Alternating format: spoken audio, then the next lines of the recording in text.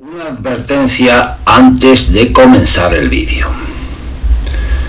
¿Veis el prompt que le pongo, por ejemplo, a este programa Google Inteligencia Artificial Studio? Le pongo el prompt: imágenes cinematográficas con una relación de aspecto 16:9, estilo pintura histórica realista y épica, sin texto ni banderas modernas, representar escenas de la España de los reyes católicos del imperio de Carlos V, Felipe II y el siglo de oro, mostrar armaduras de época, galeones, mapas antiguos, monasterios, ciudades medievales, cortes reales, batallas del siglo XVI, exploradores mejor dicho, cruzando el Atlántico, conquistadores en América, el monasterio del Escorial, artistas y escritores del siglo de oro y la decadencia del imperio. Iluminación natural tipo óleo de Velázquez o Caravaggio, colores cálidos, atmósfera cinematográfica, realismo histórico, sin elementos modernos ni banderas actuales, sin texto, por favor. Este es el prompt que le pongo a esta inteligencia artificial. Por eso cuestiono que la inteligencia artificial sustituya al hombre o a la mujer.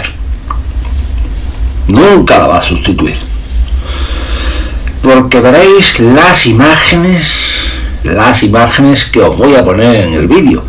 Os vais a quedar flipados. Este es uno de los programas que he utilizado, Google Inteligencia Artificial Studio, pero he utilizado más. Pero os vais a quedar flipados después de haberle escrito este prompt, las imágenes que me ha dado. Por ejemplo, vamos a intentar otra vez qué nos pone, porque me ha puesto hasta la imagen del rey actual, Felipe VI.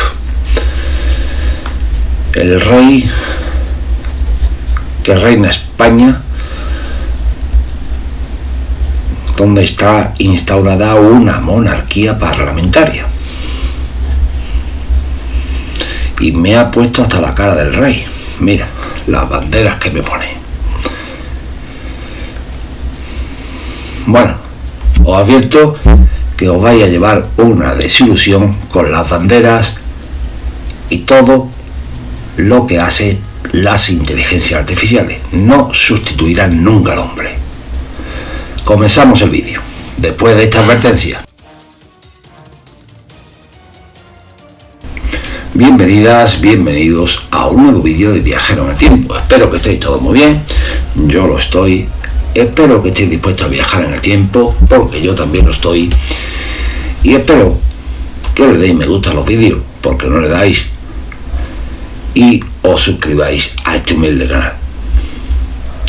Agradezco vuestro apoyo. Y esto que vaya por delante, también los comentarios. Hoy hablamos de España, auge y ocaso de una potencia global, siglos XV al siglo XVII, y hacemos un repaso superficial. Ya iremos haciendo vídeos sobre todo esto.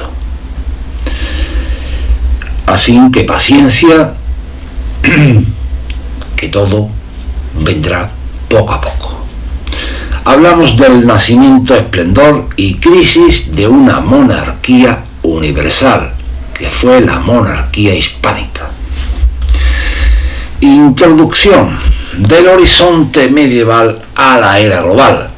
Entre los siglos XV y XVII, España protagonizó una de las transformaciones más asombrosas de la historia universal. De una península fragmentada y convulsa emergió un estado moderno que llegó a dominar territorios en los 5 continentes, uniendo bajo su cetro muchos mundos hasta entonces inconexos. En apenas un siglo, los reinos ibéricos pasaron de la guerra interna a la hegemonía mundial.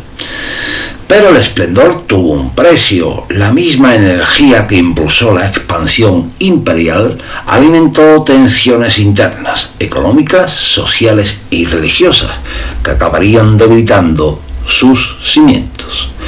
Este ensayo, hecho vídeo, recorre las 3 etapas decisivas de este proceso: la construcción del Estado bajo los reyes católicos, la era imperial de los Austrias mayores y el declive político y económico de los Austrias menores, culminando con un balance civilizatorio que trasciende el tópico de la decadencia española. Entrecomillamos decadencia, entrecomillamos Estado, entrecomillamos España. Todo lo vamos a entrecomillar, y cuando vayamos haciendo vídeo os explicaré el porqué. ¿Vale? Espero que esto lo entendáis. El siglo XV, la forja del Estado moderno. Repito, entrecomillamos Estado. Castilla y Aragón antes de la unidad. A mediados del siglo XV la península ibérica era un mosaico de reinos. Estaba Castilla, estaba Aragón, Navarra, Portugal y el residual reino nazarí de Granada, vasallo del reino de Castilla, donde la fragmentación política convivía con un profundo dinamismo económico. Castilla, la más extensa y poblada, vivía una crisis dinástica y una nobleza en permanente rebeldía. Aragón, con sus posesiones mediterráneas, Nápoles, Sicilia, Cerdeña, etc., mantenía un sistema pactista que limitaba el poder real, un sistema de pacto. La unión matrimonial de Isabel de Castilla y Fernando de Aragón en el año 1469 no supuso una fusión inmediata, pero sí el inicio de una colaboración política que consolidó la monarquía autoritaria. Por eso, entrecomillamos España, aquí vamos a hacer un entrecomillado de la palabra España. Ambos comprendieron que el poder debía apoyarse en 3 pilares: la centralización institucional, la unidad religiosa y la proyección exterior. El triunfo de Isabel la Católica, la guerra por la legitimidad, la guerra de sucesión castellana entre los años 1475-1479, enfrentó a Isabel, proclamada reina con apoyo aragonés, contra su sobrina Juana la Beltraneja, respaldada por Portugal. La madre de esta criatura era portuguesa. El desenlace, la victoria política en Toro y el Tratado de Alcazaba en 1479. Y todo esto no solo consolidó a los reyes católicos, sino también delimitó las áreas de expansión atlántica. Portugal conservaría África y las rutas hacia la India, mientras Castilla miraría hacia el oeste, al encuentro de un continente desconocido. Reforma institucional y el nacimiento del Estado moderno. Entrecomillamos Estado, Los reyes católicos sentaron las bases del Estado moderno. Redujeron el poder feudal mediante la creación de una nueva nobleza cortesana. Reestructuraron la justicia con las chancillerías,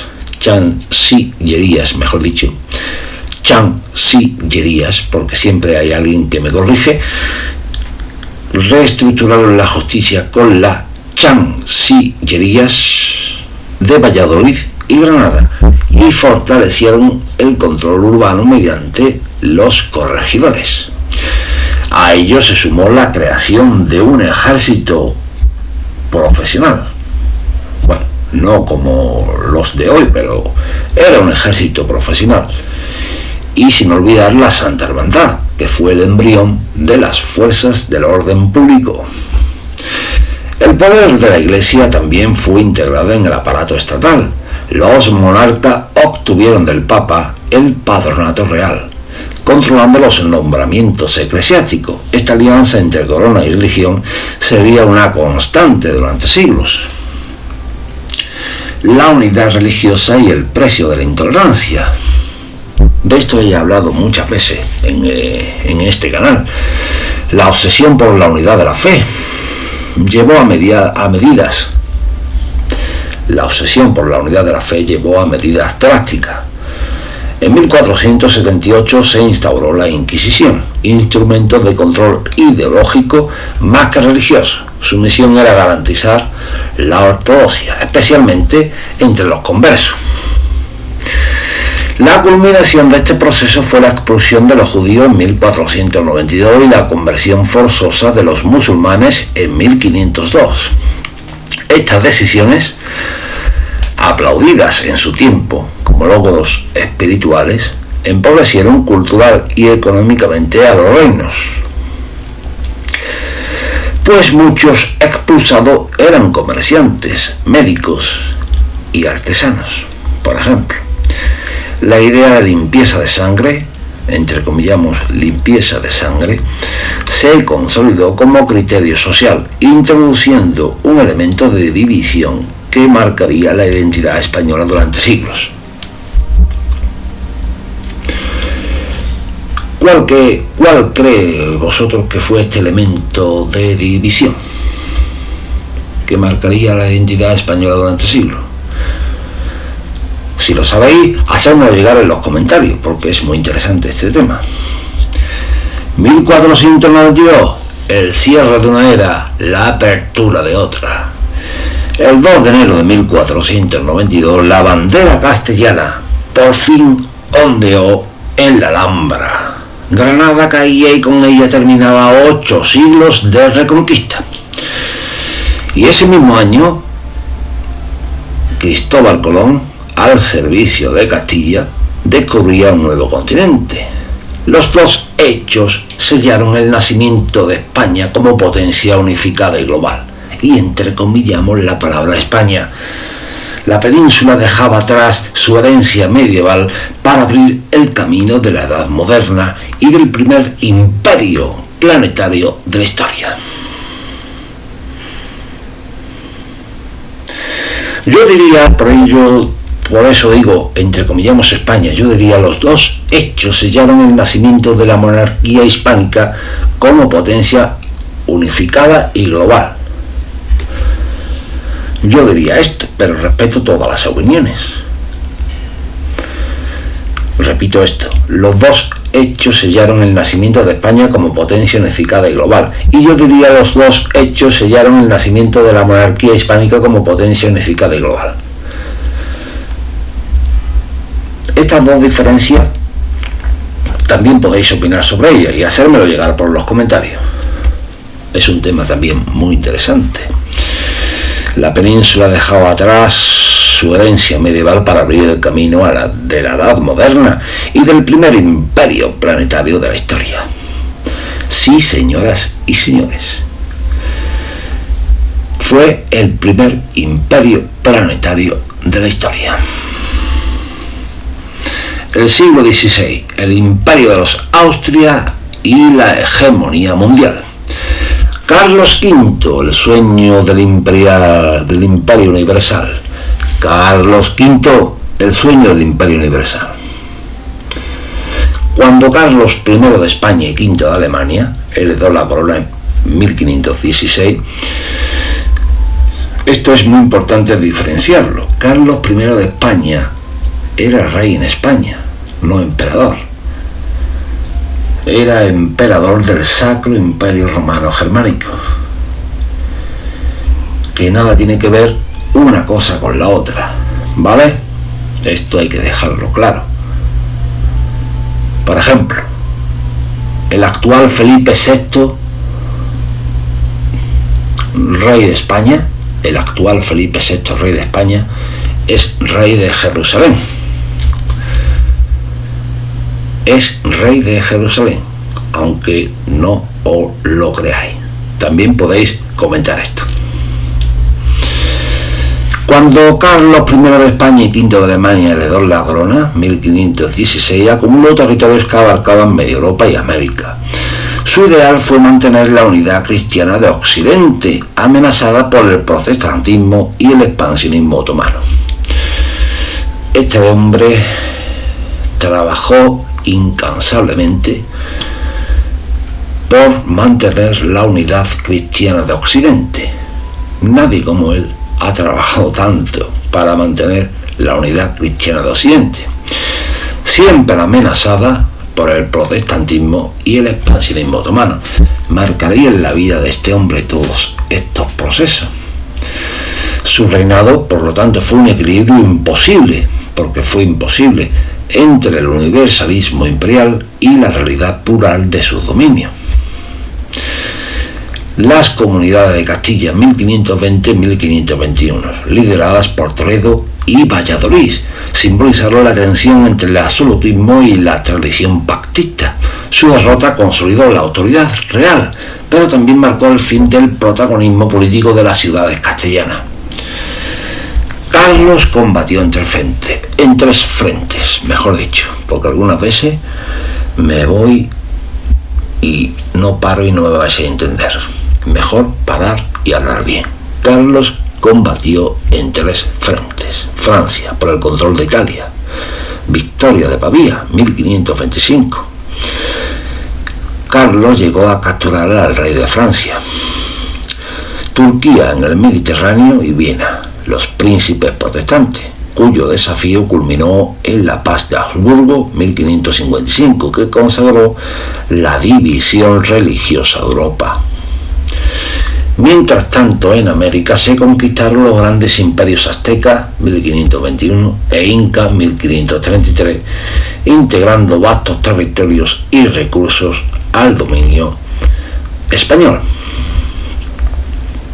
La plata de Potosí y Zacatecas convirtió a Castilla en la arteria financiera de Europa, pero también en su acreedor más endeudado. Mira, por eso tiene que hablar siempre la voz esta que pongo, por el perrito de los cojones. Repito porque no sé si os habéis enterado o no. Mientras tanto, en América se conquistaron los grandes imperios aztecas 1521 e inca 1533, integrando vastos territorios y recursos al dominio español. La plata de Potosí y Zacatecas convirtió a Castilla en la arteria financiera de Europa, pero también en su acreedor más endeudado. Felipe II, la monarquía del mundo. Con Felipe II, 1556 al 1598, el imperio alcanzó su máxima extensión. A diferencia de su padre, fue un monarca sedentario y minucioso. Estableció la capital en Madrid y gobernó desde su escritorio. Su reinado consolidó el modelo de la monarquía burocrática y confesional, donde el catolicismo era el eje legitimador. Felipe II venció a los turcos en Lepanto en 1571, se anexionó Portugal en 1580 y sus colonias, y supervisó el auge del comercio transoceánico. Esto es un tema también para hacer un vídeo. ¿Por qué se anexionó Portugal en 1580? La madre de Felipe II era portuguesa. La emperatriz era portuguesa. Y podemos hacer un vídeo sobre sus derechos dinásticos sobre Portugal, si queréis.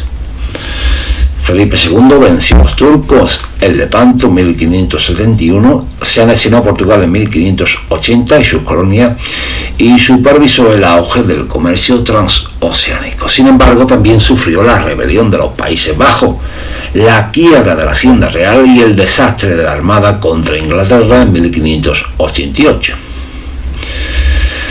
La paradoja fue evidente. La monarquía más poderosa de su tiempo era, a la vez, la más endeudada.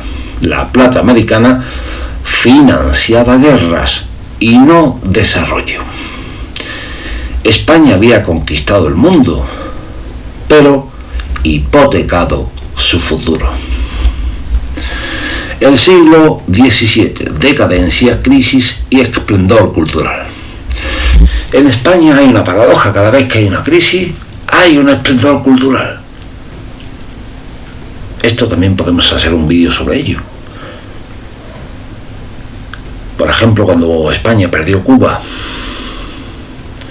el desastre de 1898. No sé por qué pasa esto. Es un tema interesante también para hacer un vídeo. Hablamos de los Austrias menores y el gobierno de los válidos. Con Felipe III, Felipe IV y Carlos II el poder real se debilitó y surgieron los válidos, ministros todopoderosos que concentraban las decisiones. El duque de Lerma inauguró una política de paz exterior, pero su decisión de expulsar a los moriscos en 1609 provocó el colapso económico de Valencia y Aragón. El conde duque de Olivares, bajo Felipe IV, trató de modernizar el Estado con la unión de armas, 1626, un intento de distribución equitativa de los gastos militares. El proyecto también fracasó y desencadenó la crisis de 1640, con rebeliones en Cataluña y la independencia de Portugal. Las derrotas en Rocroi, como lo queráis pronunciar, en 1643 y la paz de Westfalia en 1648 marcaron el fin de la hegemonía española y el ascenso de Francia como una potencia. Crisis económica y social. El siglo XVII fue testigo de un profundo agotamiento estructural. Un agotamiento estructural. La economía castellana se hundió por la inflación. El Imperio Romano también tuvo inflación. También podemos hacer un vídeo sobre esto. La inflación. La puñetera inflación que nos mueve, por ejemplo, hoy en día. Lo siento, tengo que hacer este comentario, porque la inflación nos está ahogando. También ahogó en esos momentos al decadente Imperio Español, también ahogó al Imperio Romano y creo que está ahogando también al Imperio Americano hoy en día, aunque la inflación nos ataca a todo el mundo. Bueno, seguimos con el vídeo, que me enrollo y no termino el vídeo. Hoy se va a hacer un vídeo muy largo. A lo mejor la gente se aburre, creo que sí, se aburrirá. O verán todo el vídeo, puede ser que lo vean todo el vídeo. El siglo XVII fue testigo de un profundo agotamiento estructural. La economía castellana se hundió por la inflación, las malas cosechas y la presión fiscal. Cada vez que hay inflación, se recaudan más impuestos. También podemos hacer un vídeo sobre esto. El campo se despobló, las manufacturas colapsaron y la nobleza vivía de rentas improductivas. Los metales preciosos de América ya no bastaban. Se importaban productos básicos del norte de Europa, mientras los puertos españoles decaían. La sociedad se polarizó entre una nobleza ociosa y una masa empobrecida. Os sugiero ver el Águila Roja. Aquí podemos ver muchas cosas que sucedían en la época. Bueno, no tal como lo ponen en la serie, pero es un aproximamiento a cómo era aquella época con Felipe IV. Es una buena serie, me encanta esa serie, Águila Roja, que refleja cómo era esa nobleza ociosa y una masa empobrecida. Y el siglo de oro, la cultura como refugio, en medio del derrumbe político y económico y todo lo que queráis derrumbar, floreció el siglo de oro español. Nunca ante una crisis nacional había generado una cultura tan poderosa. Cervantes, Lope, Quevedo y Calderón dieron voz al desengaño colectivo. Velázquez y Zurbarán retrataron la dignidad humana en un mundo que se desmoronaba. El arte barroco español no fue un adorno de la decadencia, sino su espejo, un intento de hallar sentido en la contradicción entre fe, poder y ruina. Y bueno, como me he enrollado hoy mucho, demasiado, podría haber hecho un directo, pero creo que nadie me va a seguir en ese directo. Hacemos una conclusión, un legado universal. Entre 1474 y 1700 España vivió su epopeya más intensa, de la unificación al imperio, del esplendor al ocaso, pero su legado no se limita a la política o la guerra. Fue la primera potencia global, artífice de la expansión del cristianismo, del mestizaje cultural y del intercambio planetario que definió la modernidad. Estamos hablando de más de 300 años. Hay muchas cosas que pasaron ahí. No estamos hablando de 10 años o de 5 años o de un año. Estamos hablando de 300 años, de muchas generaciones de españoles. El Imperio Español no solo conquistó territorios, conectó mundo. Yo diría, la monarquía hispánica no solo conquistó territorios, conectó mundo. Su caída no borró su huella. Pero a algunos les gustaría que dijera, el Imperio Español no solo conquistó territorios, conectó mundo. Pero yo diría, la monarquía hispánica no solo conquistó territorios, conectó mundo. Su caída no borró su huella. Las lenguas, las ciudades, las rutas y los ideales que dejó atrás siguen siendo testimonio de aquel tiempo en que un pequeño conjunto de reinos ibéricos soñó, y por un instante, que son muchos años, gobernar el mundo. Soñó gobernar el mundo, pero que lo gobernó. Por un instante lo logró, pero ese instante son muchos años. Este ensayo lo voy a poner en mi blog.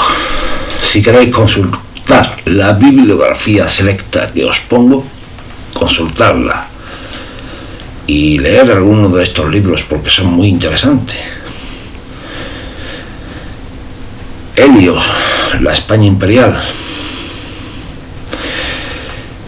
Me ha costado mucho trabajo tener un libro de este señor, pero lo conseguí y me lo he leído, Por eso os sugiero que digáis en los comentarios de qué temas os gustaría que profundizara más, qué vídeos queréis que haga sobre estos años, sobre estos siglos, qué vídeo que queréis que haga, porque me encanta toda esta historia, me encanta. Podría profundizar mucho más, pero se haría un vídeo casi de 1 hora.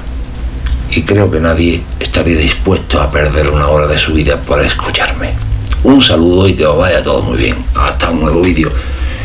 Y ya sabéis por qué no grabo yo. Por el puñetero perro. Un saludo.